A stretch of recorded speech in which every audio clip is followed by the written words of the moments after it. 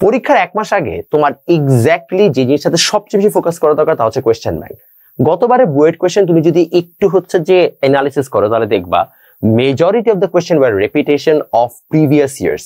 অর্থাৎ question bank যে একবার ঠিকমতো সলভ করে গেছে তার জন্য কিন্তু বুয়েট কেন যে কোনো ইউনিভার্সিটি ক্র্যাক করা অনেক সহজ ছিল গতবার, এবং এবারই সেটা রিপিটেশন হওয়ার যথেষ্ট চান্স আছে। যে কোনো স্টুডেন্ট যে কিনা কোয়েশ্চেন ব্যাংক ঠিকমতো অ্যাটলিস্ট সলভ করেছে, কনসেপ্টগুলো ভালোভাবে জেনে বুঝে তারপরে এগিয়েছে, তার জন্য যে কোনো ইউনিভার্সিটি ক্র্যাক করা সহজ। তাহলে তোমার এই লাস্ট 1 মান্থে কোয়েশ্চেন ব্যাংকের ক্ষেত্রে তুমি কি করবা? যদি তোমার কাছে এখনো একটা প্রপার কোয়েশ্চেন ব্যাংক না থাকে তাহলে তোমার জন্য প্রবাবলি এই ইঞ্জিনিয়ারিং এনালিসিস মেগাবুক গুলো যথেষ্ট হেল্পফুল হবে।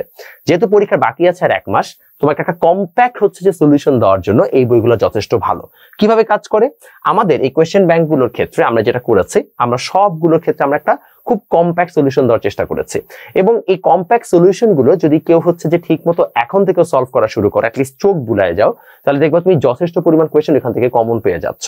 সো কারো যদি ইভেন থিওরিতে সমস্যা থাকে, তোমার যদি ঠিক মতো নোট করা না থাকে, এখানে থিওরি যথেষ্টভাবে দেওয়া আছে।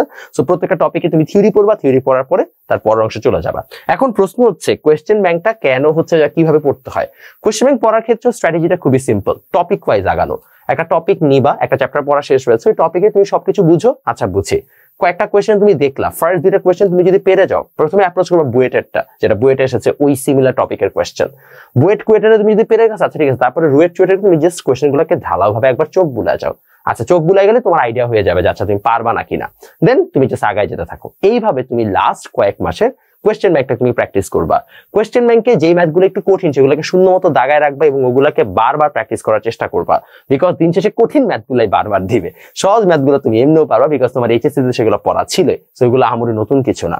এইভাবে তুমি যদি একটু প্র্যাকটিস করো লাস্ট 1 মান্থে, তাহলে প্রবাবলি তোমার জন্য এখন একটা ভালো ইউনিভার্সিটিতে সিট ম্যানেজ করা কিন্তু পসিবিলিটি আছে।